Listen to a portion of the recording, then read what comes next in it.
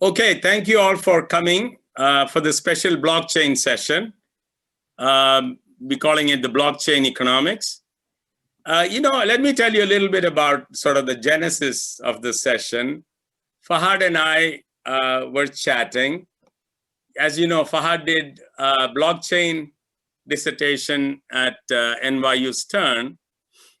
Now, he went through a lot of issues. For example, even though NYU finance is a big department, we clearly do not have a PhD course in blockchain stuff. So Fahad had to take his own initiative, find out what resources to use, do it efficiently, and things like that. And then he was worrying about the job market, whether or not there would be a job market specifically targeted on things like this, blockchain, AI, machine learning, whatever.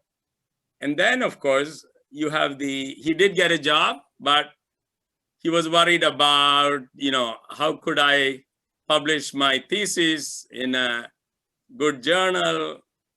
How should I write it up? How much technical can it be? All kinds of issues, which, So we thought, there are a number of issues which affects the PhD student let's say in a finance department, and a junior academic in the early stages of his career. So we thought, let's corral the expertise of our senior scholars, editors, influential opinion leaders. Let's gather them all together and see what their perspective is. That's what we wanted to do. And that's the genesis of this session. So we want to involve everyone, junior scholars and senior scholars. But the focus is going to be on issues which might be at the top of their minds of, let's say, doctoral students and junior academics in the field. All right. We have 4 great panelists, Itay Goldstein, Maureen O'Hara, Vishal Gaur, and Agostino Capponi. So what we're going to do is to begin with a brief initial presentations, which are 15 minutes long. After that, we're going to go to really an open discussion with Q&A. Fahad and I have prepared a few questions, but we really want questions from the audience. And then, of course, we will reach out to all the panelists to give us their answers, perspectives, and things like that. Okay, so the first speaker is going to be Itay Goldstein. Itay is the Joel S. Ehrenkranz Family Professor in the Finance Department at the Wharton School. He is the director of he's one of the directors of the American Finance Association. He's also the executive editor of the Review of Financial Studies, where he has, in fact, led a fintech initiative. Itay, thank you for coming and sharing your insights and perspectives. You have already shared the screen. The floor is yours. Thank you. Okay, thank you, Kose. So you see my screen, right? Yes. Yes. Okay. Let me give you a short perspective from the point of view of a journal editor, and then towards the end also as an author. I will describe some recent related work that I've done. So what I will try to do in 15 minutes is to tell you first about the RFS initiative on fintech, where blockchain was a very important part. I will then try to summarize the research that came out of the initiative and that followed later, research on blockchain, in particular cryptocurrencies and ICOs. And I will try to provide you a summary of the research in 3 categories, and I think it's useful to sort of classify the different papers into one of three categories, which I think are very different branches of research on blockchain and cryptocurrencies. I will then very briefly describe one of the things that I'm working on these days to maybe highlight a direction of research that I think is fruitful. And then I will summarize with some thoughts for where we go from here. So let me start with the RFS FinTech initiative, how it came about and what I think it achieved. We really started talking about that in late 2016. At the time, I think it would be fair to say there was very little academic research on FinTech, and in particular on blockchain, cryptocurrencies, ICOs, and so on. I think this is consistent with what Kose described now as the struggles of PhD students who want to work in this area, or at least wanted to do that at the time. So as the editors team of the Review of Financial Studies, we decided to make a concerted editorial push to stimulate more research on the topic. And we started the so-called FinTech initiative. As part of the effort, what we did was to change the editorial protocol for this particular initiative and adopt a format of registered report where people submit proposals of what they want to do. We judge the proposals and we select a few proposals to move forward, giving them a status of accepted in principle, which basically means that if they do what they said they will do and they follow the standards, then they will be accepted. So we received more submissions than we expected, over 150.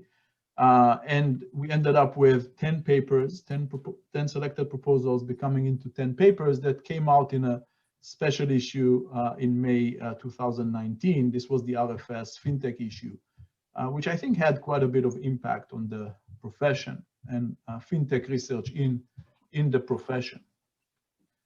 I think it would be fair to say that, after this initiative, thinking about a couple of years later and today, there's probably no problem these days of scarcity of research on FinTech, including blockchain, cryptocurrencies, and ICOs.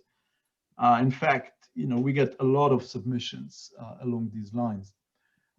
We continue to have conferences on these themes, and we had 2 follow-up conferences that were co-sponsored by RFS and Georgia State, generating huge interest with a lot of submissions. But on top of that, we also get a lot of papers through the usual channels.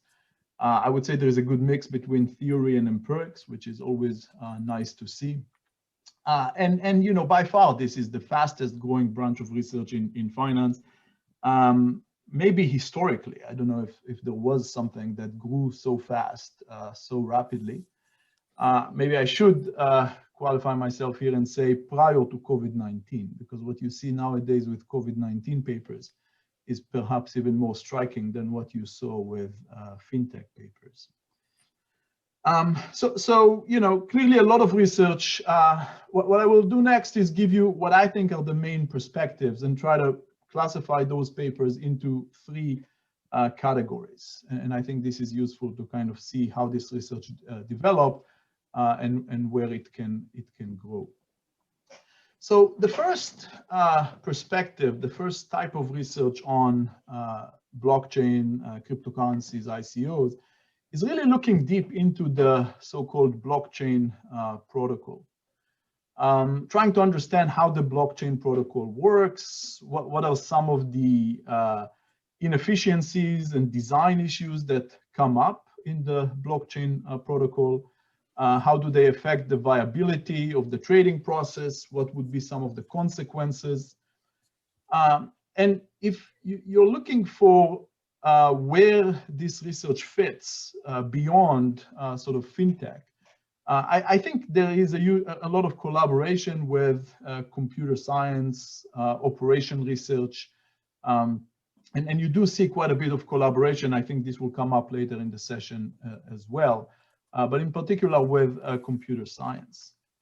Some of the papers that came out of this branch of research, and we have at least, I can see here 3 papers out of people who sit here in the panel. You know, one of the first ones was a paper by Bruno Billet and co-authors that came out in the special issue we had at the RFS, highlighting coordination problems in the blockchain process and how they may generate multiple equilibria in the formation of blocks. Maureen had a paper talking about the transaction fees in Bitcoin. Fahad has several papers, but I mentioned 2 of them here. One, which was probably his job market paper, talking about alternative protocols for blockchain, one with Kose, I think very nicely showing inherent limits in adoption that limit the viability of blockchain. And then a paper by Will Kong, who also wrote several other papers. I'll mention a couple of them later. And this one is on the organization of the mining process. Okay, so all in all, you know, if you try to sort of group those together, they really talk about the mechanism of the blockchain, some of the problems, how you can potentially fix them, what would be the optimal protocol, and things like that. And again, what is very important here is the collaboration with computer science, you know, learning from computer science, adopting some of the things they've done, and also pushing it forward via collaboration with those scholars. The second branch of papers I would highlight here is papers that are dealing with, I would say, asset market properties of cryptocurrencies. And this is where you see strong links with asset pricing and, to some extent, monetary economics. And basically, the idea here is to look at cryptocurrencies and say, look, you have a new asset class here, and let's study it as a new asset class. So looking at risk and returns, looking at trading, looking at how this fits within the monetary policy framework. So again, a lot of the research here builds on asset pricing and monetary economics. And you really see sort of people adopting methodologies that are constantly used in these literatures to the context of cryptocurrencies. Just to highlight a few papers, a paper by Liu and Tsevinsky forthcoming at the RFS really provides a very broad study of empirical patterns in risk and return of cryptocurrencies. A paper by Will Kong with co-authors looks at the feedback between users' adoption and cryptocurrency price. Okay, so kind of providing a good explanation for the patterns in cryptocurrency prices. Paper by Makarov and Shaw talking about arbitrage opportunities in cryptocurrency markets. And then more on the monetary side, Schilling and Uhlig looking at the interaction between fiat money and cryptocurrency. Okay, so again, all these papers here basically look at it as an asset class, thinking about how it fits with the asset pricing paradigm, and also to some extent with monetary policy and monetary economics. The third line of research, and this is where I started doing some work recently as well, is sort of thinking about the implications that blockchain has for the real economy. And basically connecting blockchain trading and blockchain-based securities like coins, and thinking about whether they can help us solve, or maybe they do the opposite, maybe they aggravate problems in the real economy around transactions and contracts and so on. And if you want to think about where this research fits in the broad scheme of things, I would say it really ties into existing research in corporate finance and industrial organization. Okay, so basically thinking about the interaction between blockchain and problems we always thought about in corporate finance and industrial organization. A few of the papers that I will highlight here, an early paper by Will Kong and Gaur, which came out in the RFS special issue, was talking about the effect that smart contracts will have on the interaction among firms how it affects coordination among firms, collusion among firms, what does it do to the efficiency of industrial organization. An empirical paper by Sabrina Howell, Nisner, and David Yermak basically provides empirical analysis of ICOs and real outcomes. How can you trace the characteristics of the ICO to the success, the ultimate success of the product. Papers by Lee and Mann and Sokin and Cheong talk about how ICOs can help coordinate participants in platforms. So again, this is kind of the real effect of it. A paper by Chod and Leandres talks about ICOs as a tool to provide incentives to entrepreneurs. And then, as I mentioned, I will mention a paper that I'm recently working on that talks about ICOs as a commitment to a competitive platform. Okay. So let me maybe spend a couple minutes talking about this, because again, I think it highlights the way I think research can proceed on those issues. So what motivates us here is basically the problem that we often hear mentioned these days, the growing market power that large technology companies, in particular platform firms, if you want to think about firms like Amazon, the problem of their growing market power. And this is a problem that is kind of inherent to the nature of the product. Because if what you do is provide a platform, we all know that platforms are successful because of the externalities. In some sense, they are most valuable when they attract a lot of users. But then if you're controlling this platform, then you automatically become a monopoly, and it's very difficult to then take away the monopoly power away from you. What we highlight here in theoretically is that the use of a so-called utility token, the kind that is used in initial coin offerings, can reduce the rents and improve the efficiency of these platforms. In some sense, the way to think about it, and obviously I only have like a couple minutes left, so I'm not going to go in details, but the way to think about it is that those tokens that are used to pay for the services by the different participants can help give up the market power that the platform owner would otherwise have, and sort of provide a commitment device to a competitive pricing. We highlight some of the things that are crucial for this to work, that tokens would be the sole currency that is used on the platform, that there would be an active secondary market for token sales. And we also say that in some sense, the way that ICOs have been designed before does not quite do the work, because one thing that we say is that a fixed token to service price would be important for this to be implemented. So I think the way to think about it, and this is compatible with the broad research theme that I described in the previous slide, is we sort of show that these kind of technologies can offer an economic benefit and improve the way that IO and corporate finance problems work. But you may want to think more about the design. The design that was adopted so far might not have been the most efficient one for these purposes. Okay. So just one more minute, I will conclude with this slide. Where do we go from here? So hopefully I gave you a broad perspective on the economic research on blockchain, cryptocurrencies, ICOs, which I think has been thriving in the last couple of years. What's nice about it, I think, is that different perspectives really borrow from and build on different branches of different literatures, different fields: computer science, corporate finance, IO, asset pricing, and monetary economics.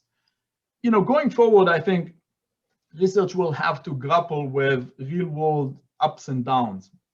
I think you see a lot of ups and downs for everything related to blockchain, cryptocurrencies, ICOs. For example, if you think about ICOs, there was really rapid growth in 2016, 2018, but then very little activity in 2019. A lot of it due to the regulatory push after ICOs have been labeled as scams and kind of lost credibility, and everything was described as a bubble. So I think all these ups and downs, clearly whoever wants to do research on it has to take it into account. My kind of final sentence would be that, and this ties into the third bucket of research that I mentioned, that I think that understanding the underlying economic advantages, how these technologies can help us with traditional corporate finance IO problems to solve some of these problems. I think this will be key for the future viability of these technologies and their applications in finance. Okay, so I'll stop here. Thank you, Itay. Great perspectives. The next presenter is Maureen O'Hara. Maureen is the Robert Purcell Professor of Finance in the Johnson School at Cornell.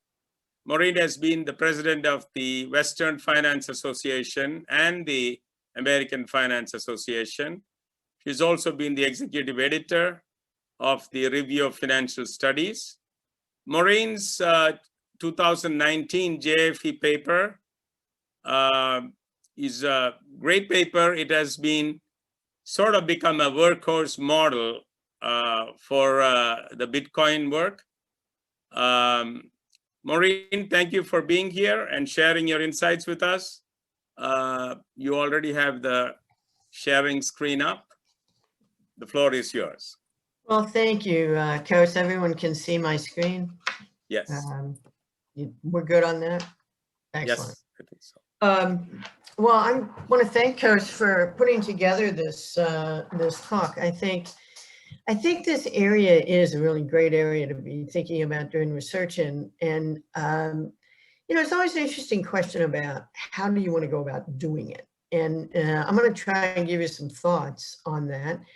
And also, as you notice, I've chosen as sort of my theme, what can financial economists bring to the table, right? We didn't invent the blockchain, we didn't invent the various cryptocurrencies, but it turns out that, certainly in the cryptocurrency world and the blockchain world, the original impetus for this is security. Right? The whole idea of designing this thing was to provide something where you could avoid a double spend problem and things like that. And it's the computer scientists have been working on problems like that for a long time. It's just all of a sudden it kind of came together. What is interesting for computer scientists is actually what we're good at, which is, okay, what do we do with these things? And actually, we're pretty good at this. And so I want to talk to you a little bit about sort of what I think are some of the issues. And I will tell you, those of you who are younger faculty members and PhD students, Itay is correct that these papers are a whole lot easier to work on if you have a computer science co-author or someone you can talk to, just because it helps to really understand the nuances of these areas. Well, once you do, then one of the beauties of this is that the CS people have all kinds of issues they have no idea how to solve. And we have ways to solve some of those. So it's really one of the more fertile areas, I think, to be working in. So let me start off and just sort of, come on now, let me start off. There we go. I'm gonna sort of follow in the footsteps that Itay did, and maybe we'll use the idea that either great minds think alike or just old people. I'm not sure which way we're gonna go on that one, Itay, but I'm gonna actually talk about some of the very same themes that he talks about. And I wanna talk about some of the many important research questions being addressed and waiting to be addressed. I wanna talk about two issues. And it's funny, in listening to Itay, he mentioned, asset pricing and corporate finance and industrial organization, but I actually think a lot of this is a giant market microstructure problem. So I want to stress that the problem here is how we're going to design these things so they work in markets. And that's what microstructure people do. So those of you out there who want to be microstructure people, I think you've got, the good news is this is going to be great for microstructure, because this is a lot of this is what we do. So I want to look at design issues. Can we apply what we know from finance and economics to create better cryptocurrencies?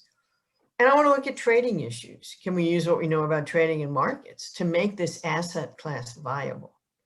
Because at the moment, there are all kinds of problems in both directions. And I'm going to, again, I'm going to try and relate it to a microstructure approach. But what I want to show you is sort of how people have approached these problems and thought about them.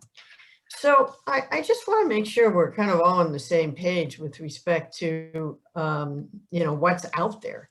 There are no shortage of cryptocurrencies. If you go to coinmarketcap.com, you will discover that they list over 3,600 cryptocurrencies, which I hope is surprising to most of you, because it was to me. I mean, that's a ridiculous number of cryptocurrencies.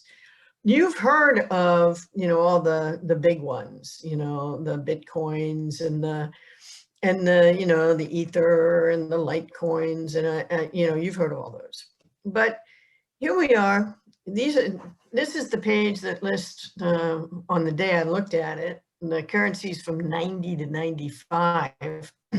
You've probably heard of Bitcoin, Bitcoin Gold, Bitcoin Cash. Here's Bitcoin Diamond. One of the issues that's happening in this is that because these protocols are so rigid, you end up having people coming up with little changes. And it's very difficult to get agreement. So what you do is you get a fork. And so, Bitcoin Cash forks out of Bitcoin, Bitcoin Gold forks out. Here we have Bitcoin Diamond. It's an interesting market evolution, and not one that I think we quite know where it's going, because the reality is that liquidity matters. And when you have 3,600 cryptocurrencies, there's a whole lot of them have zero liquidity. Right? And I'll show you that in a second. But the point is, there's a whole lot of them that are actually trading. So on this page, for example, this is the market cap of these particular cryptocurrencies. And this was the trading volume of these on a given day. And so, and this is the number, the final column here is actually the number of these that'll ever exist. Because again, you have this whole issue of, are these limited in terms of how many there can be, or is this like Bitcoin where there's only going to be so many? And I just picked this page for a couple of reasons. One, when even the 90th one has, 6, million in changing in dollar amount changing every day, that's pretty cool. When you look down these things, I also picked this one in part because it mentions Avalanche. I'm an advisor to Avalanche because Avalanche was started by some computer scientists at Cornell. And one of my co-authors is there. And, Avalanche is doing really well. It just got launched. It has a market cap of about 97 million. But these things are really volatile. I looked up Avalanche this morning just before coming on here. Avalanche has leaped up the charts. It's now number 88. And it's at $4.43. And I just looked it up. I think this is from, 2 days ago. So these are markets that are, I wouldn't say they're unstable, but they're incredibly volatile. And that raises a number of interesting issues. One of the issues that I think it raises is, what do you do with a lot of these? So who is the, 3,646th, right? I mean, so no-brainer finance, boneyards. I think a lot of these are tokens. They have no trading volume. At the moment, many of them have no market cap, but they started off that way, still have positive price, which is kind of interesting. So what you have right now is a bizarre market in many ways. We have all these currencies, some of which are seeming to flourish. Most of them are nothing more than vanity license plates. This is a strange market, and it has not settled down.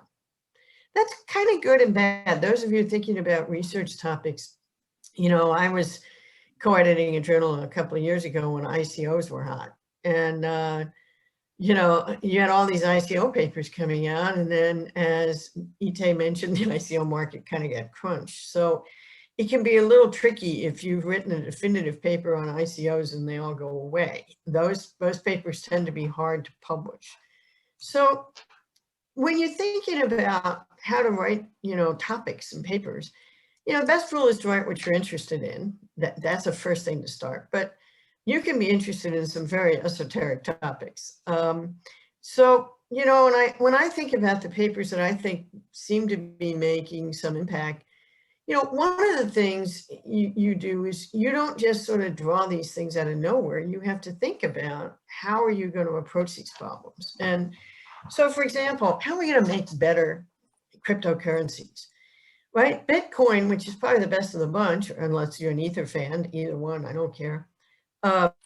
They're both really neat, but they're both really limited in a lot of ways. The mining thing is one of the most, you know, the fact that they ever thought that up is kind of intriguing, but it has enormous problems when you start thinking about adapting that into market settings. So you have a number of papers here who drew on game theory to address pricing issues, because these models have all kinds of strategic behavior, both with the users, with the miners. And, you know, this creates very interesting research problems, but also helps us try and understand, is there a better way to deal with these things? Remember, these were dreamed up by computer scientists to solve the security problems. And I found, you know, in papers I've written here, I have a CS person on all of them, and they're happy to have somebody figure out ways to fix these problems. It's not like they resent the people coming in, right? They're happy because they're well aware of some of these issues. So a couple of papers, Gaur and his co-authors have a paper about let's change to variable pricing and adjusting the time between blocks. You know, adjusting the time between blocks runs into all kinds of interesting problems, because one of the reasons, for example, Bitcoin had the time between blocks that it did is they wanted this to be a decentralized currency, and they didn't want sort of a high frequency race. That is, they kind of wanted to have time so that everybody would have a chance to be able to play with this stuff. And when you reduce the time between trades, you can create some challenges in that direction. We focused on the impact of transactions fees on participation and welfare. And the transaction fee problem is a non-trivial one, right? The whole idea originally was that these things would be used for transactions. And in the beginning, there was tremendous enthusiasm. I mean, everybody, at one point they claimed 40,000 stores were accepting them, but that was a joke. I mean, as it is, virtually nobody accepts these things because the transactions fees can be all over the place, and the time it can take to confirm transactions is non-trivial. Nowadays, they say wait for 6 blocks. Well, that creates real difficulty. So the cryptocurrency world has really not been able to move in the direction that a lot of people thought it was going to be. Will it go there? Maybe, if we can design a better one. A lot of other work looks at drawing on auction theory to improve stability, right? And this is actually related to these pricing issues. So David and I and Sumya, who worked on this paper with us, and Gun Searer, who is actually one of the guys who founded Avalanche, we tried to work on the problem that basically when you think about how the Bitcoin works, or for that matter, Ether, you know, you attach these transaction fees and you end up with basically a first price auction. But the problem, there are tons of problems with first price auctions, and it's very easy to see they're not optimal in this setting. And so we propose a kind of second price approach to deal with this. But, you know, if it were just a case of being able to grab the literature from another part, you know, we're arbitragers, I admit, in finance. We have no problem doing that. I'll warn you that it's not as easy as it sounds, because, you know, auction theory tends to be done in a very sort of theoretical world, and the real world is messy. And so trying to design the appropriate auction theory protocols here is non-trivial. Vitalik, who is the ether guy, he has a paper, it's kind of along the lines of ours, in which he has this really complicated world in which the miners have to dynamically estimate demand functions and then change fees and block sizes. I think that that just the implications of, anyone who's ever tried to estimate dynamically shifting demand functions would probably tell him that's going to be really challenging. But the point is, these are problems that are real, right? The people who are actually running these, protocols are looking for better answers. So it's a fun time to work here. And then there's tons of rules you can work on. Like, for example, you've got Kroll, Davy, and Felton, who point out the first time is a longest chain rule optimal. Bruno Bier, whose paper you've talked about, the strategic actions and forking. If you look over here again to IO, which I agree with Itay on is important, this whole mining thing is a very strange structure. Maureen, 2 minutes. 2 minutes, and I'm going to talk a lot faster. So there's also, can we come up with better consensus protocols? Can it be made more sustainable? One of the reasons we wrote our paper with Gunseer is you have got to find a way that doesn't use all the energy in the world to create blockchains. And that comes back to stability. So I think there's a lot of issues here. I want to take my remaining 2 minutes. I'm going to talk really fast. I'm not sure why it won't turn. There's no shortage of exchanges either. So if you want to work on exchanges, they're really fun. There's more than 350 registered exchanges. But my colleague Wolfgang says that unregistered exchanges number in the thousands. These are some exchanges you probably know. The largest exchange in the world is Binance. And then there's Coinbase Pro. Here's Kraken. Kraken is a US-based one. Most of them are not in the United States. And notice they trade all kinds of things. But let me stress that not all exchanges are the same.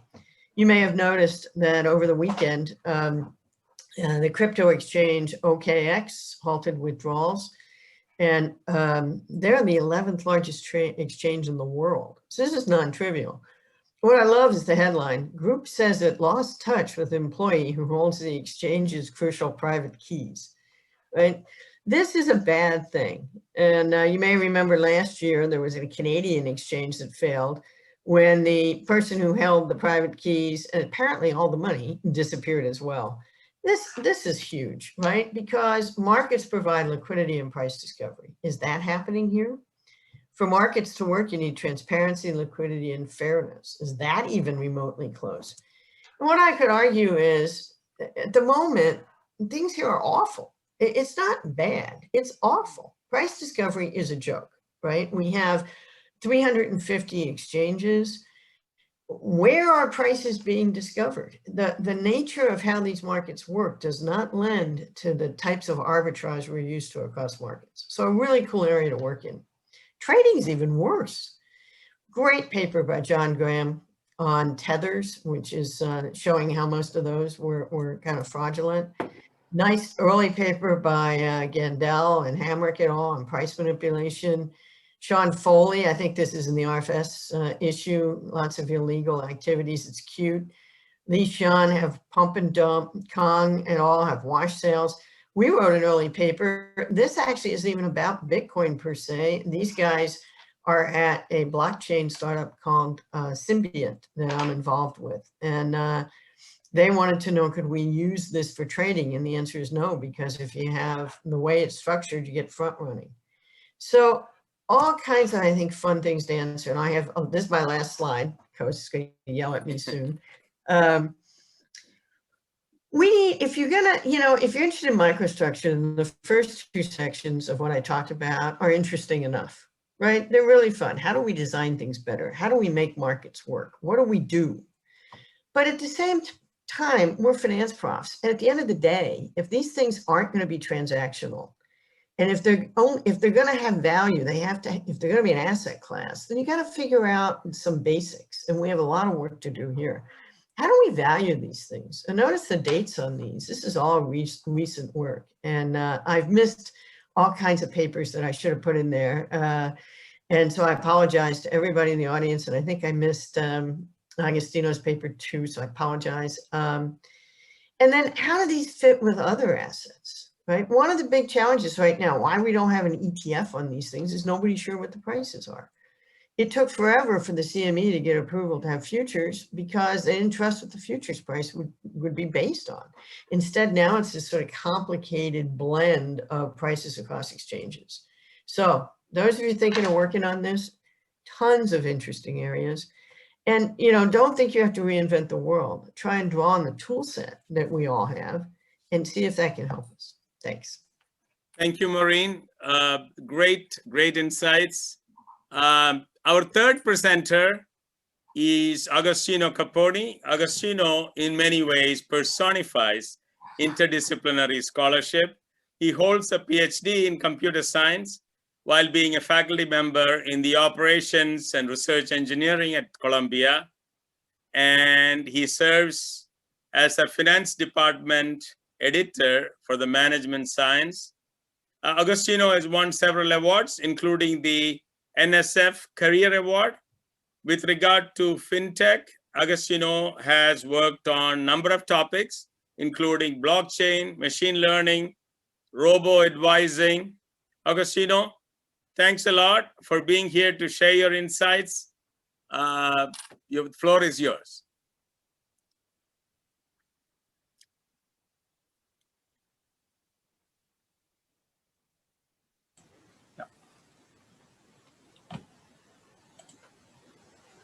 Okay, perfect. Thank you, Kose, for putting together this nice session, and of course for inviting me. I mean, I feel quite honored to be part of such a distinguished set of panelists. So what I'm going to do, and be following a bit what we discussed with Kose when I was planning the session, is to give some perspectives on blockchain and digital finance. I will provide perspective, mostly from an operation research perspective, although I will start discussing problems which I think would be interesting to analyze, and also based on my experience in these last 2 years as a finance department editor of management science, seeing what type of papers have been successful, and I think what research would be good to see in the journal going forward. So let me start with the description of blockchain.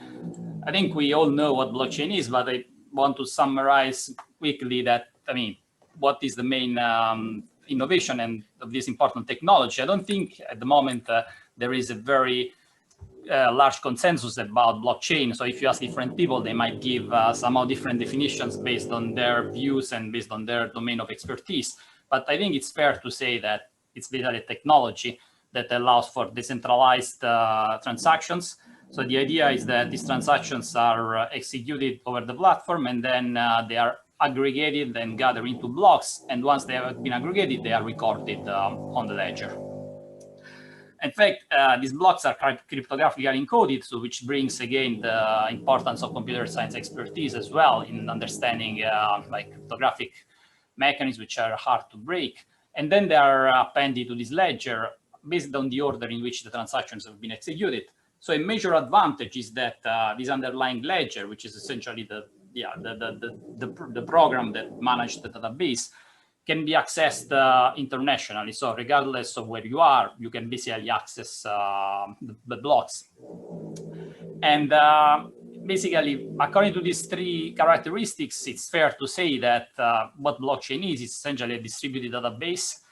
And in that sense, there is nothing really new, because especially in the literature on computer science, we have been speaking about distributed database for a long time. So I have a PhD in computer science, and I remember to take classes on this topic.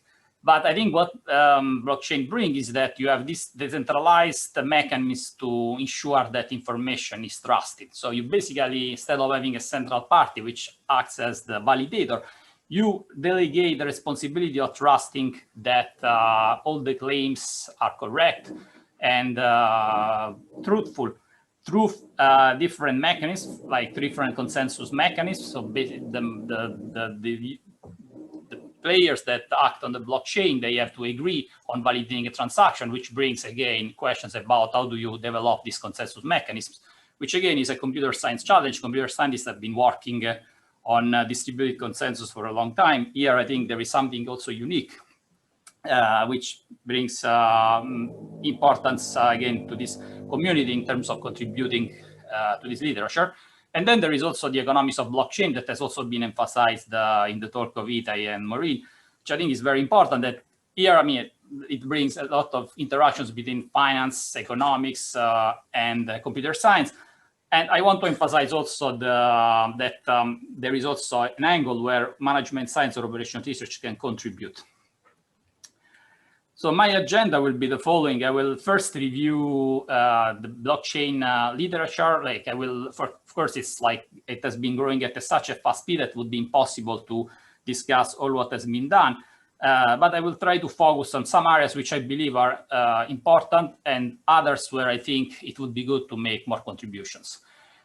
First, we know that it has had a very large impact on financial and economic activities, meaning not only, although it was conceived as a technology to facilitate cryptocurrency transactions, it has evolved since then, and now it's used for management of operations more broadly, not just in terms of financial transactions, but even in terms of supply chain management. And I think there have been a lot of research areas, for example, cryptocurrencies that have been extensively investigated, and many of the panelists here have done outstanding work and contributions in this domain. There are some other areas which I think would be benefiting from more exploration, and these areas are like linked to blockchain, and not only to blockchains, but more broadly to digital finance. And then I want to, this area includes like design of fast payment systems, discussion about online platforms. I think another important question is cyber risk in blockchain. And then I will bring some perspective on how supply chains, and I'm sure that Vishal will have more to add to what I say. And I finally want to discuss what's the position of management science as a department editor, meaning how do we position ourselves with respect to research on blockchain, what do we want to encourage, what we'd like to see, and why do we think that management science would be a good venue for works, especially that are interdisciplinary in nature. Okay, so blockchain technology, like the focus is really to enable decentralized finance. And this decentralized finance has been an area that has had a remarkable growth, especially in the last few years, like 6 or 7 years. There has been an explosion of important and interesting contributions. I would say the most actively researched area has been cryptocurrencies. And we have seen a lot of interesting academic research on like analyzing what are the pros and cons of existing protocols, like especially in the context of Bitcoin. What are the benefits of centralization and the cost of decentralization? I think this is an area where there is still more to say. What are the gains in efficiency and what type of risk do we get from adopting this technology? I think it's fair to say that most of the work has been focusing on Bitcoin. And I mean, I also contributed to this literature myself. I'm still working on that in terms of understanding the limitations and the benefits of proof of work protocols in the context of blockchain, meaning there has been like other research that has looked at mining pools, like there is the papers by Maureen that has looked at congestion problem in the context of blockchain, what are like the incentive to contribute, the incentive to create, to contribute and charge fees in order to execute transactions. And of course, the papers by Kose and Saleh, Fahad on the design of alternative protocols and adoption risk. So as we can see, it's like, I mean, and of course, I've not included a lot of other interesting papers, which will be anyway cited along the way when I speak about other more specific topics. But this is just to say that there is really a lot of work that has been done. I think the focus has been on Bitcoin, but there are other cryptocurrencies that are like maybe not as important, but almost equally important to Bitcoin. For example, if you look at Ethereum, that's the second largest cryptocurrency in terms of market capitalization. And also it has the desirable feature of enabling smart contracts. I think, at least I've not seen myself many papers that have tried to maybe discuss what are the pros and cons of this technology, how does it compare to Bitcoin. And I mean, more general, I think it would be good. I mean, what would be good is, although there has been research about what are the alternative protocols in the context of Bitcoin to understand which one would be sustainable in the long term, or if there is like an even better protocol that could basically outperform all the ones that we currently have. So another area that I think is very interesting and gives a lot of opportunities also for interdisciplinary research is the area of fast payment systems. At least it's an area that I find interesting. I've not started working on it, but I'm thinking about that. And essentially, if we look at like the cryptocurrency payment systems, we have seen like a proliferation. There are so many available at the moment, like Maureen has showed some of them. And at the same time, we have seen an upgrade in the speed of transactions. So if we look at like transactions that used to be performed over the range of 2 or 3 business days, where you had to basically first have the clearing and then the settlement, and there was always a time elapsing between these 2 operations. Now we have payment systems that are developing globally over the world, where you have funds that are available in real time. So basically 24 hours per day on a 7-day basis. And there is, I mean, of course, this payment system utilities present a lot of nice institutional features that you don't see in traditional payment systems, which are based on the classical bank accounts. For example, one interesting important feature is the limited credit risk, but the potentially high liquidity risk. Because if you look at these fast payment systems, typically they are either settled in real time or almost in real time, which basically means that the funds get transferred from the payer to the payees, from the account of the payer to the account of the payees immediately, and at the same time, the settlement between the payment system utilities takes place. Or some other times, I mean, for deferred payment systems, we have that this settlement takes place just a little bit later because these transactions are batched. And this means that you have a lot of very, very little credit risk in contrast to typical transactions where you have more time between clearing and settlement. But you have a lot of, and you have to worry about liquidity risk because these payment service providers need to always have sufficient liquidity to support these real-time settlements of the payments, because these payments are occurring at such a fast speed that you need to sustain them. And I mean, they have been growing very rapidly internationally. In fact, I mean, there is a document from the Bank of International Settlements that is listing all the payment system globally in terms of usage and transaction volume. And Duffy has also a short paper where it lists and documents this growth and makes some comments about them. And we can see that they are developing all over the world: Mexico, Sweden, India, UK. But at least I think there has been very, very little research, if none, at least to the best of my knowledge, on how you can design these payment systems and understand also what's the economic and what are the differences with respect to the traditional payment systems. So another area that I think is interesting and is related to blockchain technology is the peer-to-peer lending area, where we can see that, I mean, we know that blockchain technology basically allows these transactions to be executed safe and provides also quick access to the fund.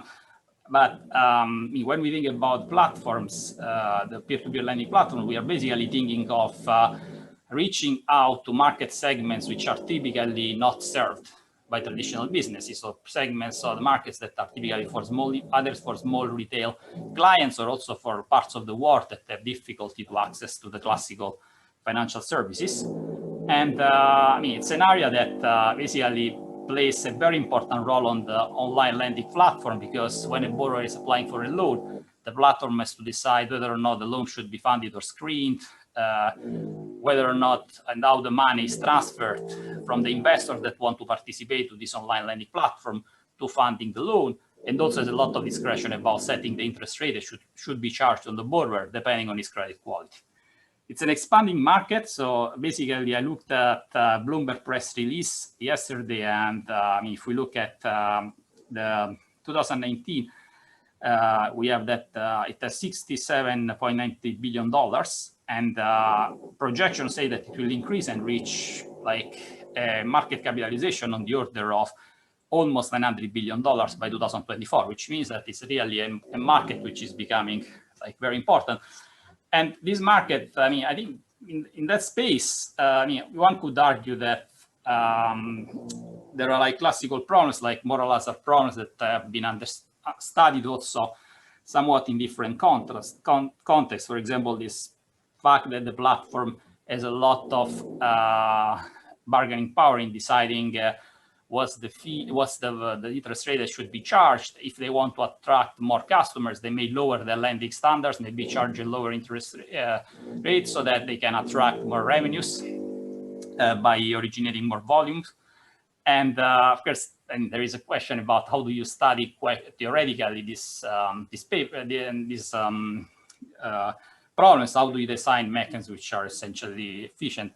And it's an area that has been growing in research, but I think there is, at least based on the papers that I've been seeing, a lot of contributions have been empirical. There is a nice survey paper on the annual review by Morse in 2015, and there are very few theoretical contributions that have tried to understand the pros and cons of these peer-to-peer lending mechanisms.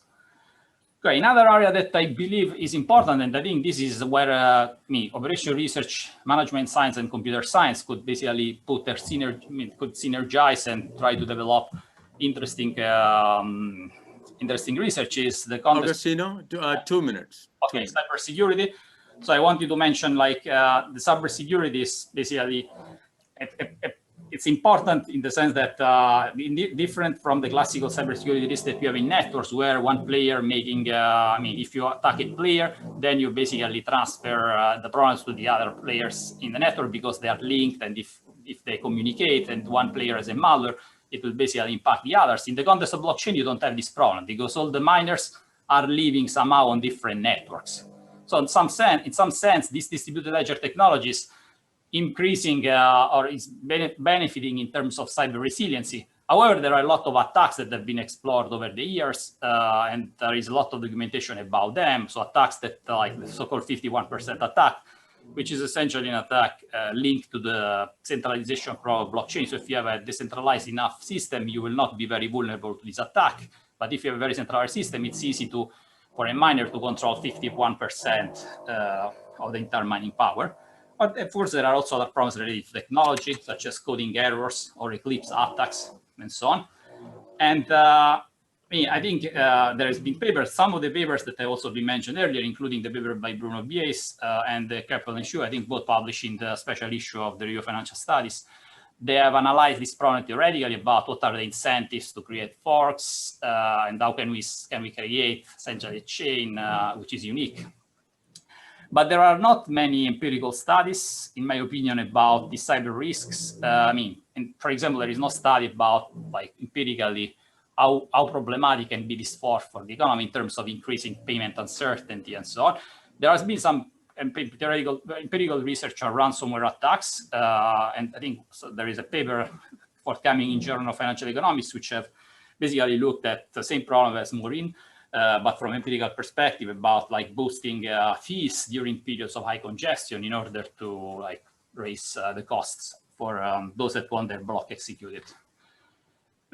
I will just take 2 more minutes because just to summarize, I don't have much time to discuss about supply chain management, but this is like another very important area where Fahad has been also one of the contributors in terms of understanding how can we define blockchain economic systems which are good in terms of welfare, so it benefits both consumers, manufacturers, retailers, and suppliers.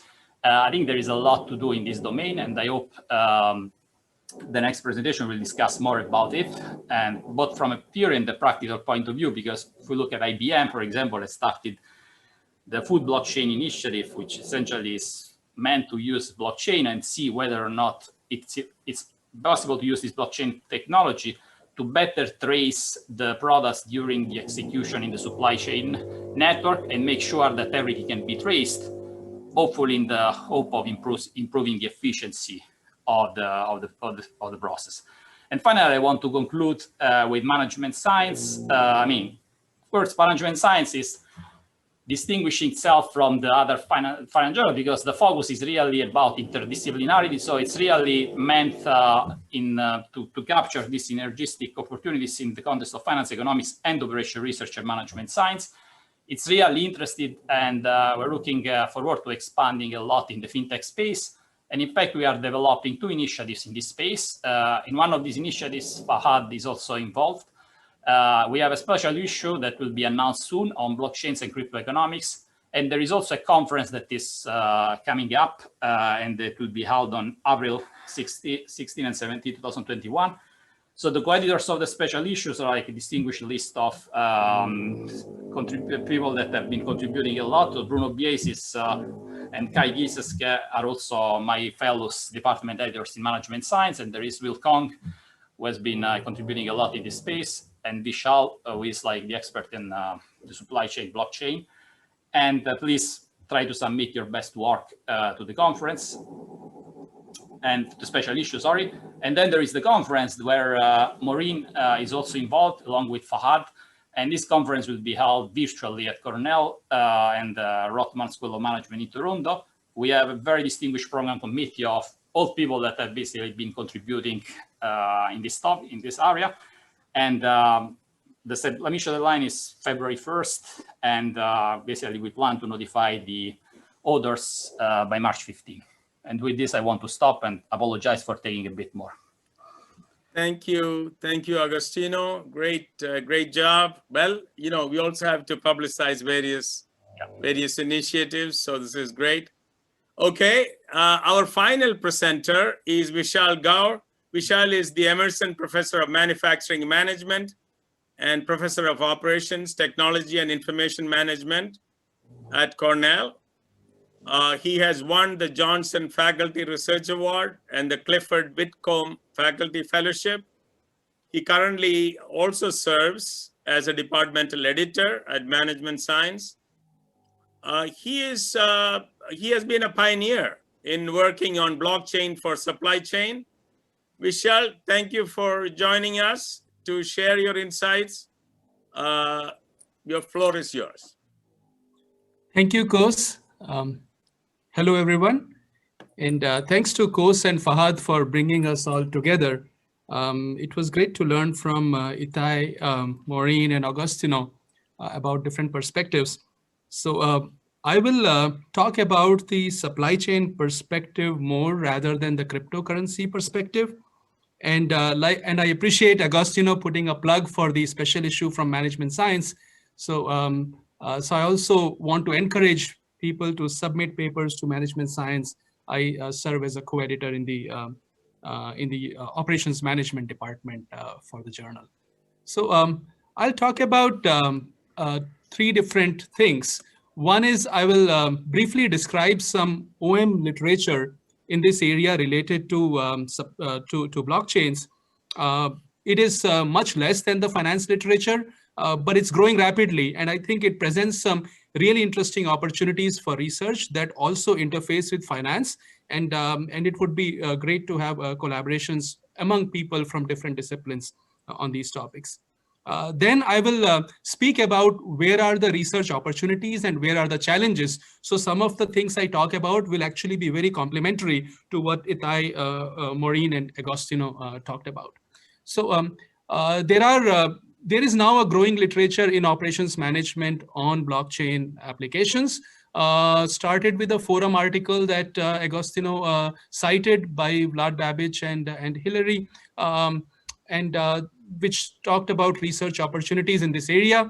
I wrote a managerial article based on a survey of a number of companies on what they are doing with regard to applications of blockchain through pilot projects in their organizations. And there are now a growing number of theory articles in this area. One of the number 3 here is on supply chain finance, on making inventory information available to banks through a blockchain. Then I have a research, the remaining 3 are working papers here. So on different aspects on how to create governance mechanisms or how to use utility tokens to facilitate the implementation of blockchain in a supply chain context. So this is one area of research. Another area of research is on tokenization, which relates partly to supply chains, but more generally to financial models. So one of these papers is on using tokens to decide inventory levels in an ICO format to fund fund a company. And so that's the first paper here, which is published in Management Science. It's also important to know that the blockchain literature in supply chain management is drawing from a very rich foundation of work that has already happened in supply chain transparency. That's an important topic to safeguard supply chains. In sustainable sourcing, where it's really important for a number of stakeholders in the society to look at fair price and sourcing of agricultural products, chemicals, food products, etc. Then recovery from disruptions, which is an important area because supply chain visibility is really challenging. Most companies don't know further tiers beyond their immediate suppliers. And so there are questions and opportunities on how blockchains can help improve supply chain recovery from disruptions. And the fourth one is on information sharing in supply chains. There is about 3 decades of research in this area, which assumes or studies the implications of different levels of information availability in supply chains. Some of this has been implemented in practice, some of it has not been. So there are really interesting questions on how a blockchain system can enable companies to realize some of the theory from information sharing in supply chains. So these are really new area of work that draws on a lot of existing theory and therefore can be really valuable in operations management. So for us, so Maureen talked about cryptocurrency as an area of application, and Agostino talked about payment systems.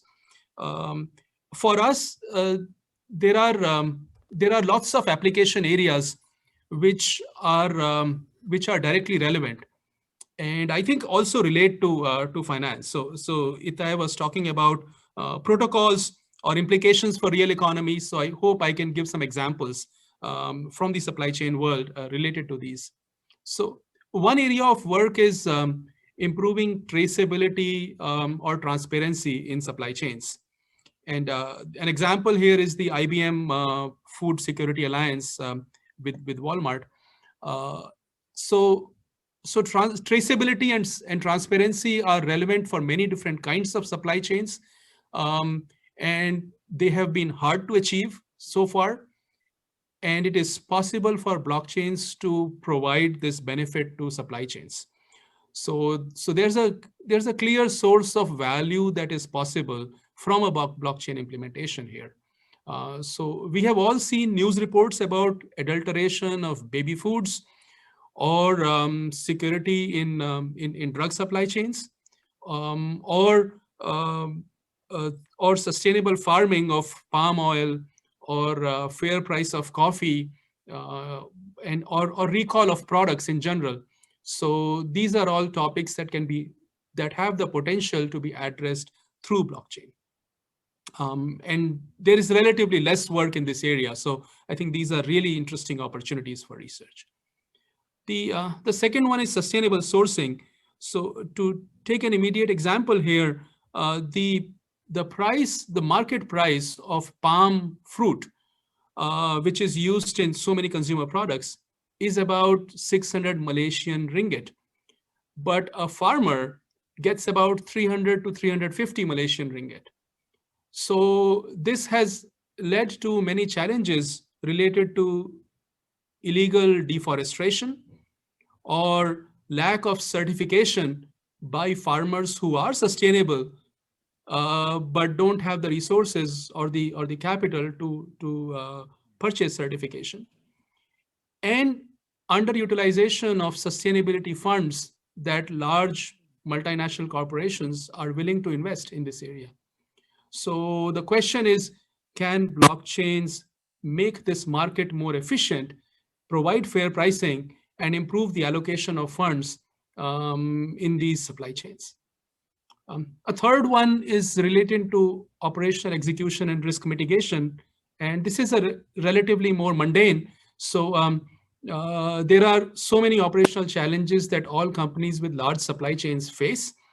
It could be related to order fulfillment or inefficiency of international trade, etc. And it is possible to have much better flow of information that can help improve supply chain efficiency.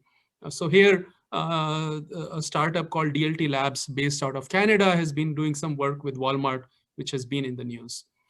And the fourth one is supply chain financing. And there are companies that are doing pilots related to accounts payable management.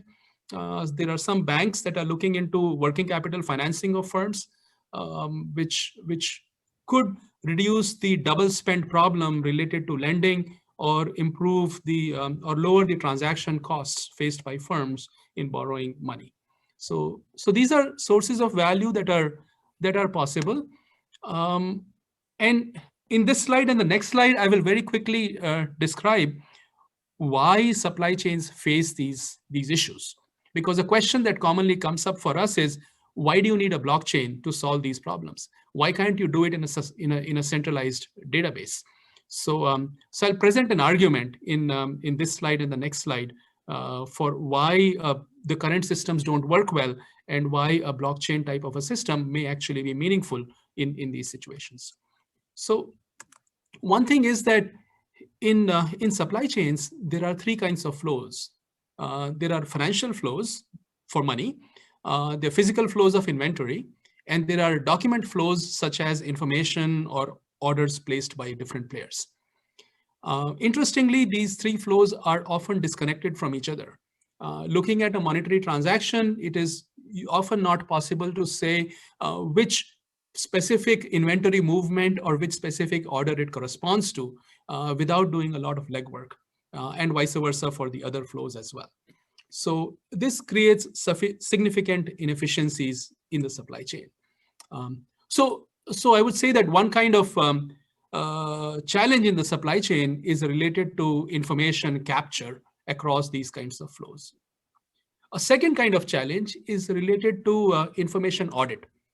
That the traditional way of solving problems is through audits, but audits are post facto, they are usually expensive, and a complete audit trail is not available when the information is not captured in the first place.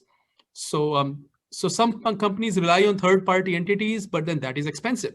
So information audit is a second reason.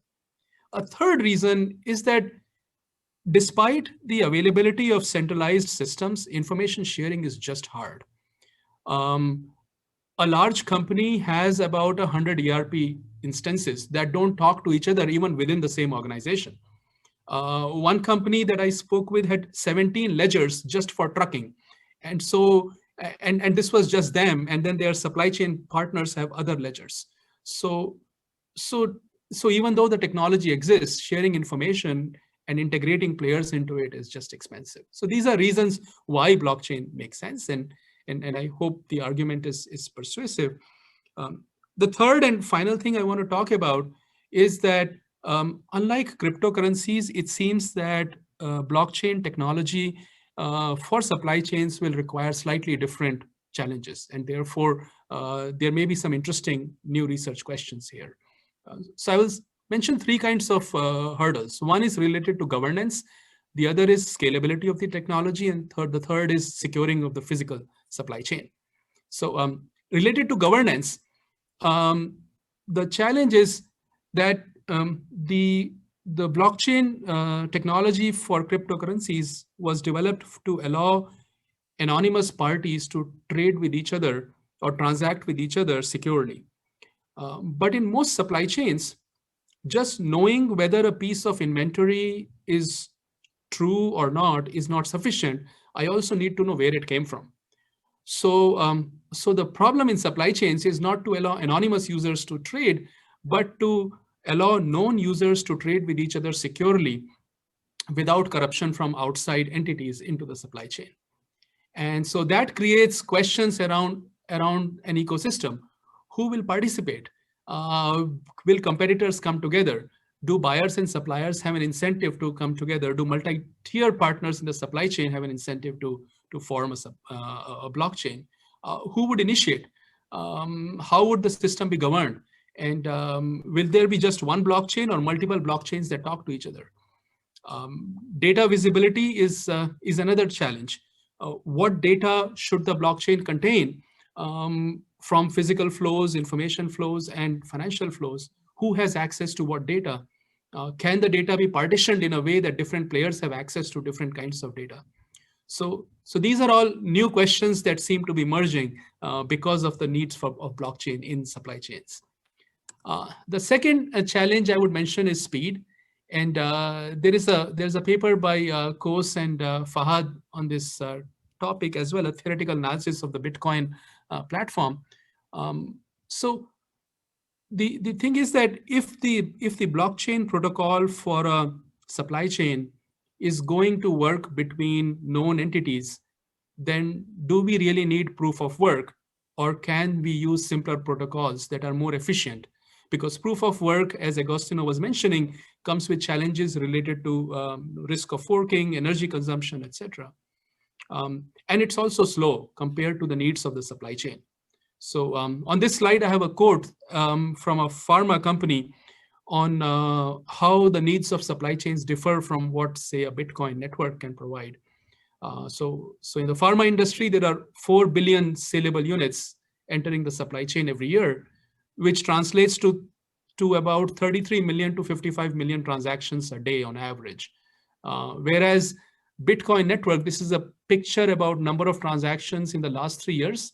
I downloaded this picture yesterday, and the total number of transactions per day has rarely gone above 500, has never gone above 500,000. And the confirmation time of a transaction is 15 minutes. So is the protocol too slow for supply to be useful in supply chains, or do we need something else? That's the second hurdle. The third hurdle is related to security. And this is my second last slide, that in a supply chain, we have the physical asset and the digital asset. And I need to secure both the digital asset and the physical asset and tie them to each other. Because a worker might very well put a good inventory tag, a GS1 tag, on an empty carton and ship it through, and have that be entered in a blockchain as an item that was shipped. So how do we prevent those types of errors or actions by corrupt actors from taking place in the supply chain? There may be a crate of mangoes that I may scan as coming from a particular location, but how do we guarantee that the mangoes in that crate are actually from that location?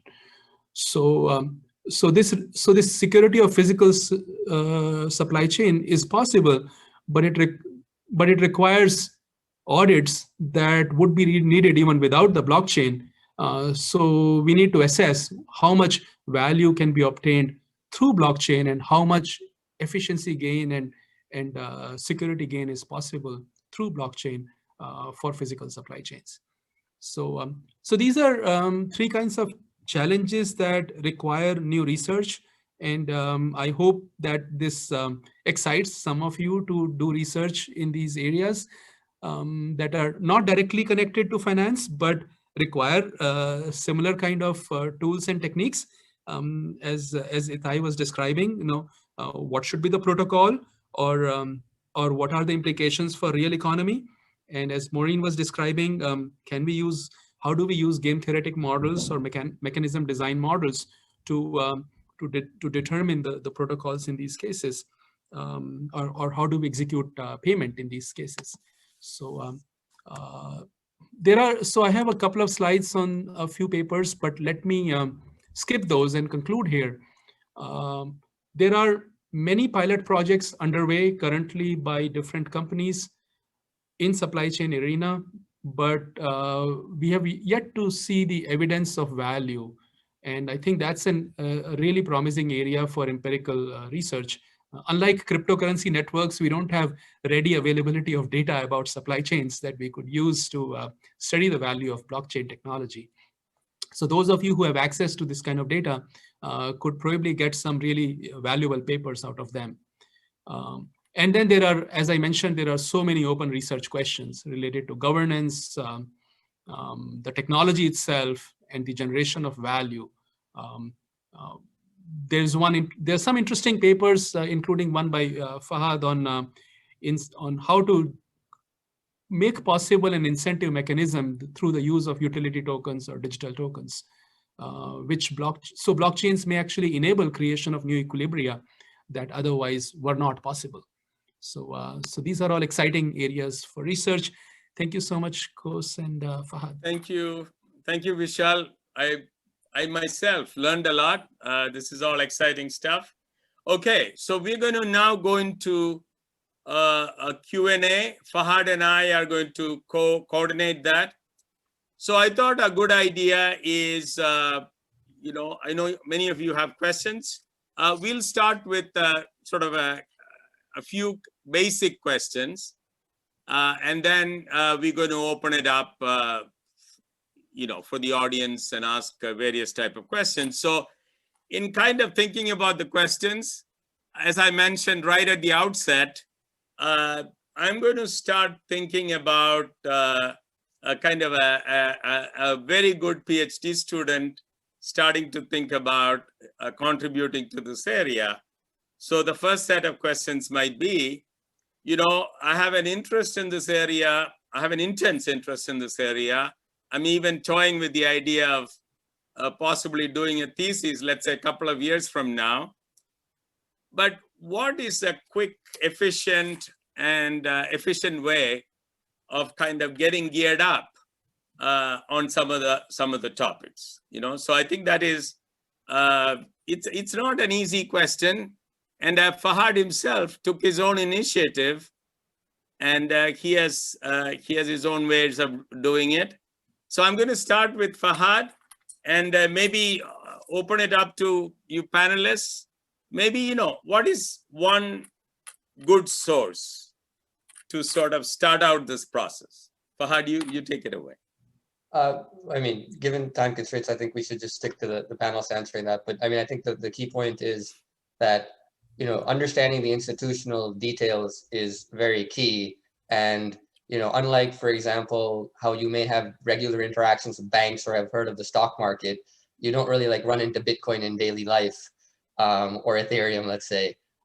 So there's sort of a more foundational need, I think, to demystify some of the buzzwords from their real meaning. Like, you think about the word like immutability and what it really means when you start to understand the notion of forking and the double spending problem and so on. There's, I think, a real need to kind of understand those things precisely, to demystify and to separate the hype from the facts, and then to use that as a jumping off point to do a serious research inquiry. So if any of you could perhaps provide suggestions of resources or anything like that that doctoral students could perhaps look to. Maureen? You're muted. Yeah.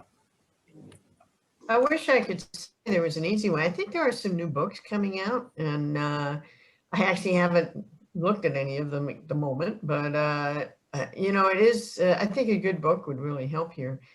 I will tell you that when I got interested in this, it went kind of an unusual way, because I was teaching a microstructure PhD course, and I had 3 computer science PhD students in the class, which was kind of fun. I mean, there were 20 others, but, and they were there because they were working on CS things and realized they needed to learn more about our side. And one of my co-authors, Basu, was a PhD student, and I told him I was interested in this area, and could he tell me how to get, prices of Bitcoins. And, so it can be fun to kind of try and reach across the aisle, if you will. At Cornell, we have a very good computer science department. They have tons of seminars. And so, one possible way to get started is also for PhD students to look around at your universities, and don't be afraid to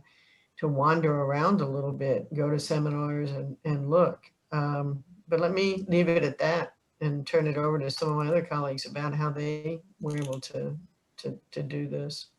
Thank you. Who wants? Well, Vishal, you have. Yeah. I can say that I think one could perhaps start by first choosing what type of research one wants to do, because one is coming at it from multiple disciplines. Research on protocols is one big area, and research on mechanism design is another big area.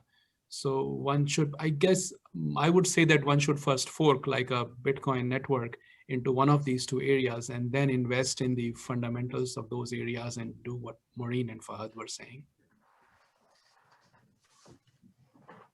Anybody else want to pipe in? There are lots of questions coming up, but I think I experienced some of this problem because as Fahad, I had a PhD student who also wanted to work on this topic, and of course there was nothing yet available. I think one useful what would be a useful resource could be also a survey paper. Like, I don't think there are many comprehensive survey paper on a specific aspect of blockchain, let's say cryptocurrency or blockchain for supply chain. I think this could be useful starting point. Of course, it doesn't explain or teach you all the methodologies, but at least it gives you an idea on where to look. And I should remind you that all your presentations had a bunch of very first-rate articles that you guys measured. So reading those papers carefully, won't be a bad idea either. So I agree with you on that. I mean, I think some of the papers, I know when we wrote our paper that's in the JFE, we actually wrote it in assuming that most of our audience would have no idea what was going on. And we really hoped that the paper would at least get them up to starting points. And I found that with a number of the papers that I've read. The RFS special issue is another great example. I think in some sense, it's not that different than pursuing any other topic for a dissertation. I guess the main difference is you don't have a PhD class. In most institutions, you don't have a PhD class that is devoted to this topic. But if you think about it, when you're starting to develop your dissertation, you typically go into the frontier, and typically those are things that are not exactly covered in the basic PhD classes. So I think whenever you are in a PhD program and you develop your dissertation, you always have to venture out and be more advanced than what you had in your PhD classes. So in that sense, I think what you ought to do is just look at the most recent papers. I'd also add that the computer science crowd, they're all big on blogs. They all have their own blogs. And one of my co-authors had one called Hacking Unlimited or something. This is Gun Searer. And, their blog posts tend to be highly informative. They talk about issues and oftentimes I think when PhD students start, they take a paper and they say, okay, I'll expand this paper. That can work, but if you're going to really write a good dissertation, you need to start with the problem, right? You need to start with what is a really interesting problem that I want to work on. And, and when you do that, you don't have to worry so much that somebody else is going to scoop you on a paper, right? If you're just expanding someone else's paper, someone else may be doing the same thing. For that matter, the person who wrote the original paper. So I think reading the blogs, trying to learn what it is that the people who are actually using these things are doing. And that's where like Vishal's discussion was so helpful, because he's talking about these are the real life applications. So I would suggest you sort of look along those lines too. Can I say how I got into blockchain? Of course. So I got into, so this is following what Maureen was saying. I was on a 14-hour flight from New York to Delhi, and I found that the United Entertainment System had a podcast on blockchain, and I listened to it for 12 hours out of 14. Went through the entire podcast. That was my introduction to Interesting. Interesting. Yeah, that's amazing. Okay, let me now go on to a second concern of all PhD students. Let's say you're growing up in a finance department. So of course, most of your faculty are doing things not on blockchain, let's say. Then one of the issues is, after I do this, let's say I do this efficiently, I do a good thesis. As Maureen was saying, I did a good thesis. I did a thesis on proof of stake protocol economics, like Fahad did.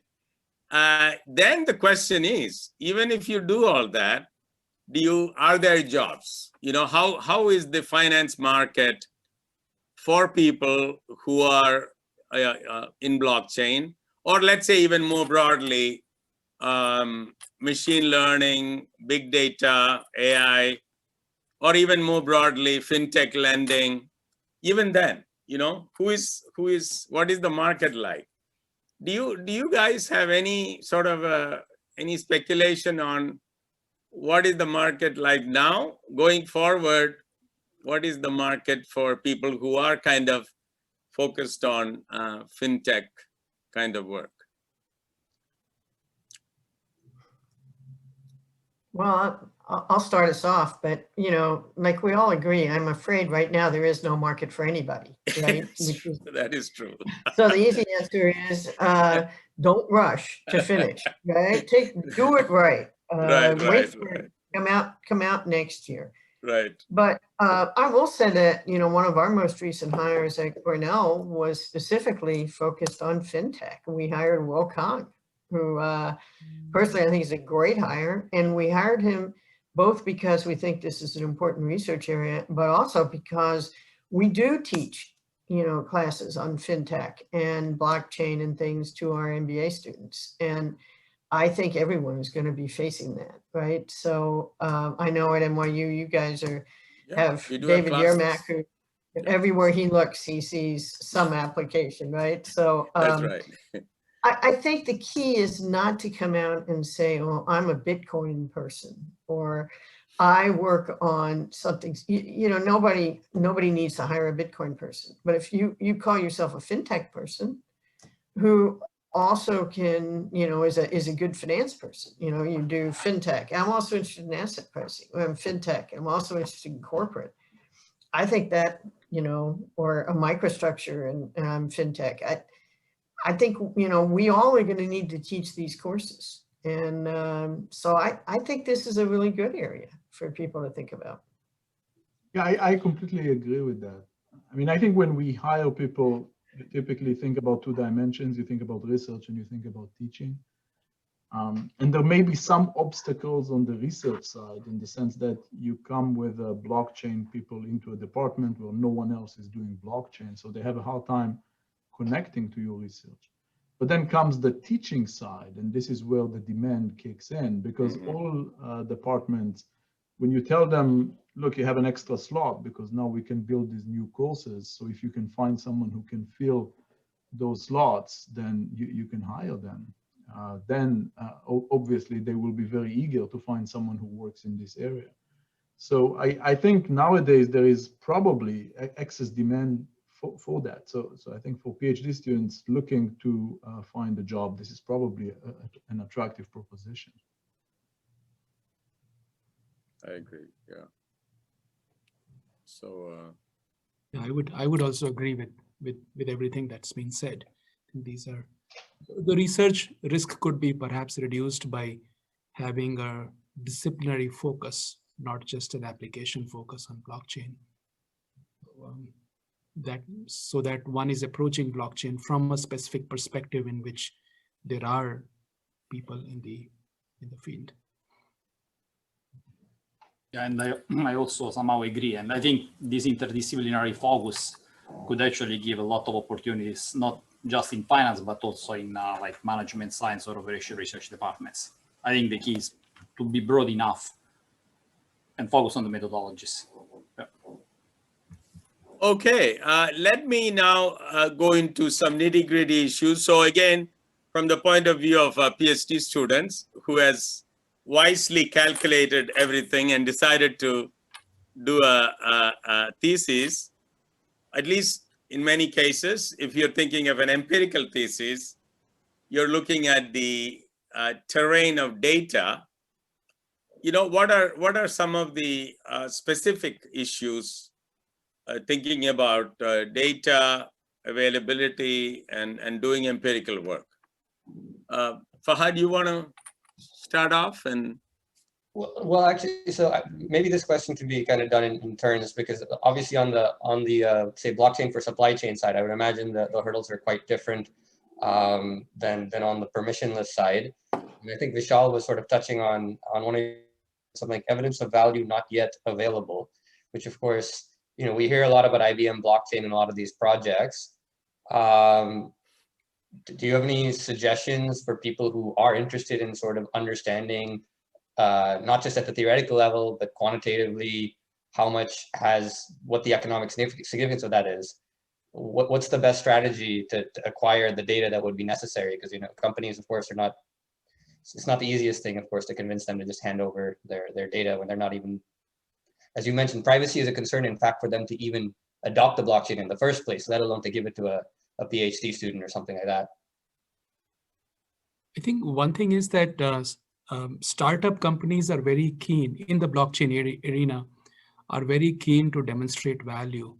So if a PhD student can find a startup company that is investing in this area and use that as a source of data to study objectively what the value is, that could be useful. Another is some people are creating their own blockchain platforms using Microsoft Azure or Hyperledger Fabric to do testing and research. So as Maureen was saying, maybe collaborate with a computer scientist, create your own homegrown blockchain to do some experiments and testing. That may be another way to get data quickly. Those are two suggestions that I can make. Maureen? No, again, in some ways, it's the best of worlds, right? I mean, every transaction that's ever been made in Bitcoin is on the blockchain. They're all there, every single one. And there's actually a lot of information, what the fees were and the size. That's right. And, Yeah. you know, there's actually a lot of information. And so that's actually brings me back to kind of the issue that we run into in microstructure all the time. That, you know, the problem is dealing with something this size can become pretty tricky. But, you know, the interesting thing is you can have your very own blockchain node, which I found really cool. I didn't do this. Sumya Basu was able to do this, but we have our own node. So we have every one, and so can you. You know, if you actually have good empirical skills, you can download all that. And now you can potentially look at some of these issues. But I would have the issues in mind before you go to the trouble of creating your own node and downloading every data point in Bitcoin. You know, it's non-trivial to actually be able to manipulate all these things.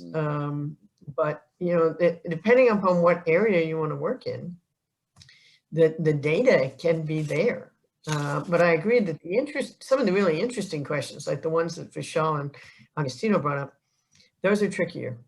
And, you know, how you get your hands on that is oftentimes it's just kind of a matter of luck. But, you know, you'd be surprised. Sometimes, you know, alumni networks work.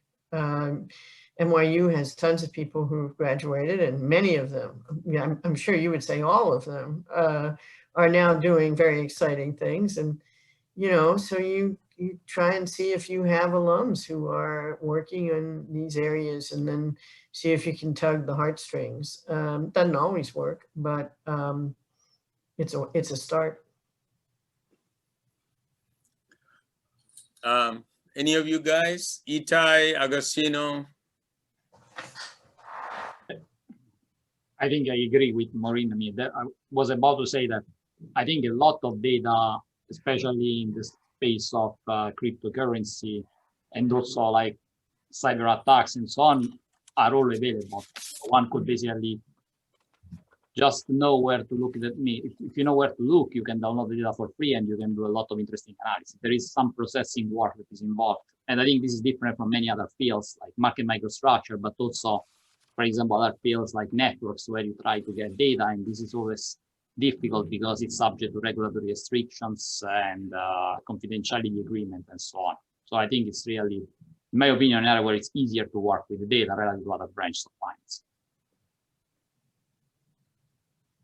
Great.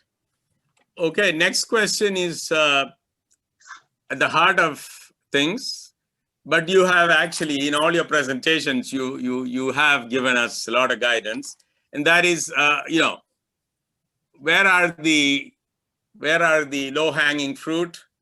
Where are the high-impact ideas? Of course, you might also say, we don't want to release them yet, you know. Any more thoughts on that? Actually, all your presentations had a lot of guidance on that. So, you know, you partially answered the question, but I don't know whether you have, I mean, as you know, this is at the heart of what we do. So any more thoughts, any more caveats? Fahad, you want to start the process? Or you want to, yeah. Vishal, anybody, any more thoughts? I know you guys, actually the presentations were amazing. So I felt at least I got lots of guidance or at least avenues to think about on these kind of issues. You know, I'll mention one that we haven't come up with, which is, okay. I think the law and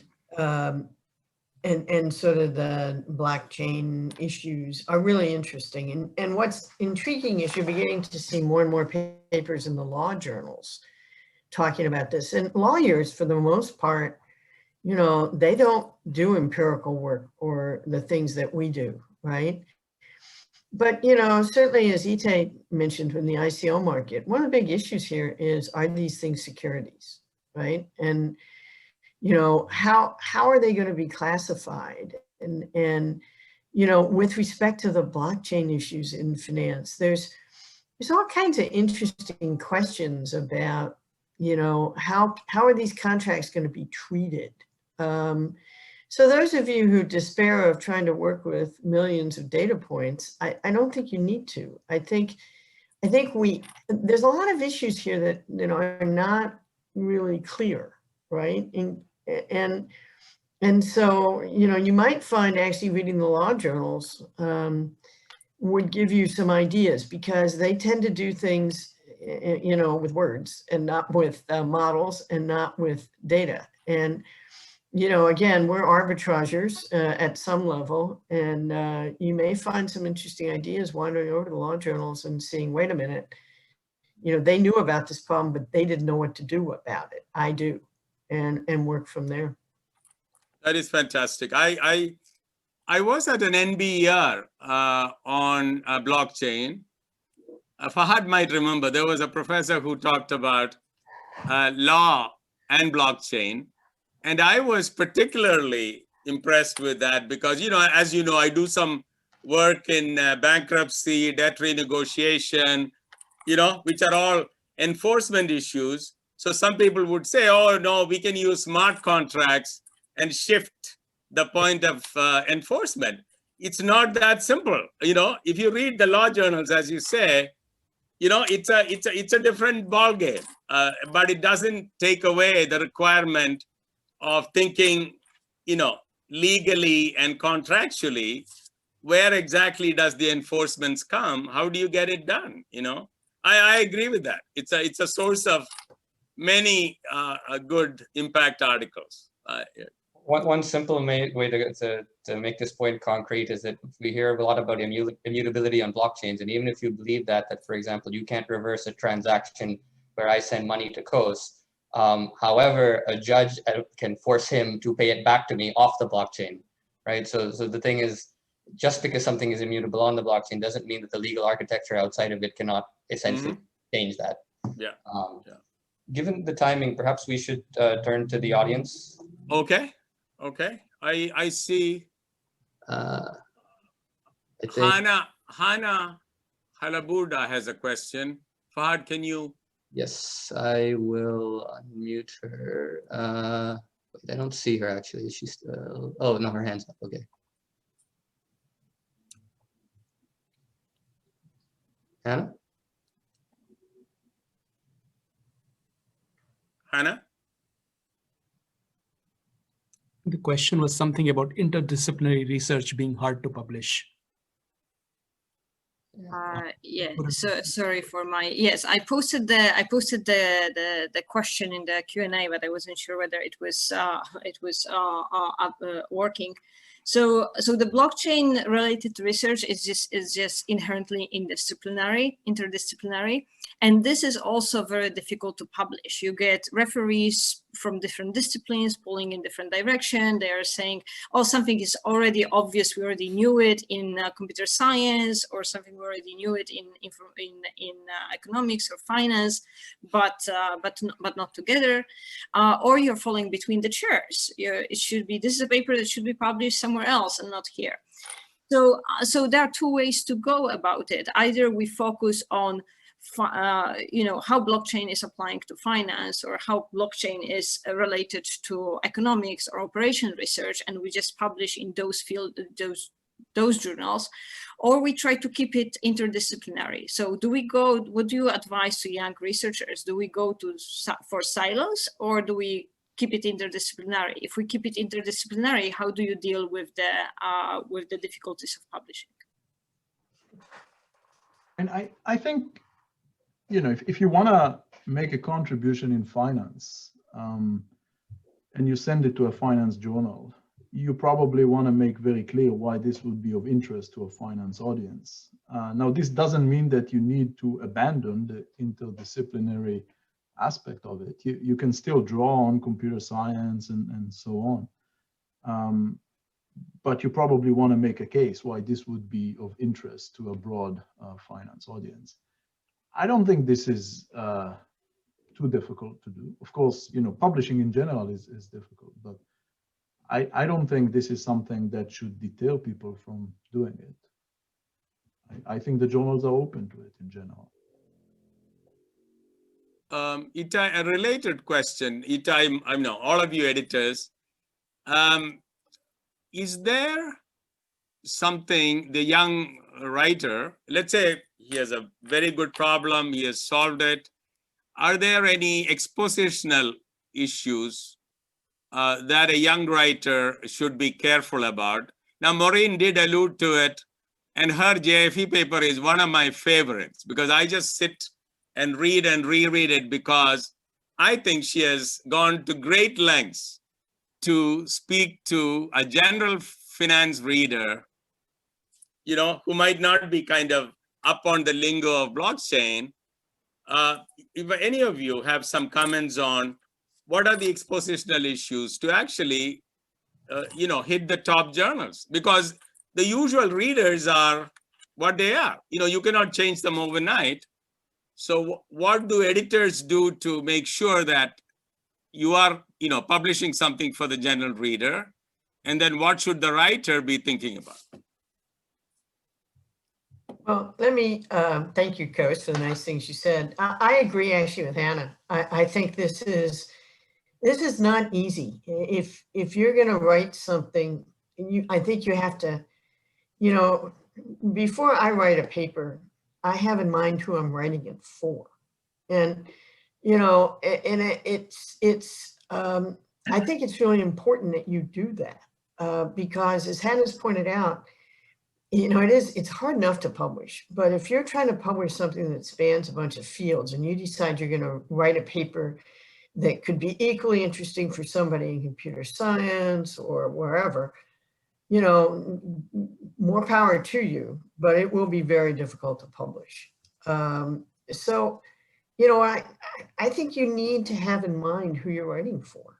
And, when I put up what my slides were, I was talking about, well, they're using auction theory, they're using mechanism theory, they're using this. You need to talk the language of the people that you're writing for. And I think too many young faculty, they don't do that. They don't spend, like I spend as much time on the introduction in writing a paper than I do on all the rest of it. I mean, I write the intro over and over and over again, right? Because my intro should get you interested in this problem, get you to agree that, gee, what I'm going to talk about sounds really interesting, and then it keeps you for the rest of the paper. And if I've done it well, it works. But a lot of young faculty don't do that. You know, they're all excited about their results, and so they toss some sort of intro on it. You know, now they have their results, and they don't even bother to look at their references to see if where they're sending this paper, if anything that they're referencing is actually that journal, right? I mean, when I was back at the RFS a number of years ago, one of the things used to annoy me enormously is we would get basically accounting papers set to the RFS. I have nothing against accounting papers if there's something useful for finance people. But you'd look at their references, there would be a single reference to a paper in the RFS, right? Well, there's two possibilities. Maybe the journal has been wayward in not recognizing this brilliant area, and, you know, thankfully you've sent them a paper. But I think the more likely area is we're not really interested in this area, and that's why we haven't been publishing. So, you know, crafting a paper is really important, and bearing in mind what Hala mentioned is also really important. You know, you may think you're writing the new paper that's going to change not just this field, but every field, but you may be the only person who ends up reading it, because it's going to be very hard to publish a paper written that way. And yeah, I think I mean, I tend to agree with what Maureen said. Indeed, I think one problem that I typically see in management science is that yeah, I mean, people like, right, for example, there is a lot of excitement about fintech, and people are very excited about sharing their insights on I don't know, a topic which is interdisciplinary. And then typically what I do when I see this type of papers, I typically ask the associate editor to ask an expert in computer science. Suppose that is between computer science and finance, a computer science expert, is there any breakthrough computer science or any major innovation? Is there any, and then I ask the finance guy, is there any major breakthroughs in finance? And if neither of them is super enthusiastic, that means that somehow this paper falls a bit in between. So I mean, interdisciplinary paper, I think they're good, and they can actually make very great contributions as long as there is some distinguishing feature that really advances at least one of the fields. If this is the case, then I think the paper will can make it. But if it's not really new in either aspect, then I think it's always the problem that it will be difficult to go forward. You know, we are coming up against what is called a hard break. So I just want to thank all the panelists. Fantastic. It exceeds all my expectations, and I had very high expectations. Thank you so much, guys. This is recorded, so this is going to be available. There were some questions on that. This is going to be available in a day or so at the FMA sites. So you can, even if you miss the session, you can listen to all these wonderful panelists. Thank you so much, guys. Thank you. Thank you. Thank you.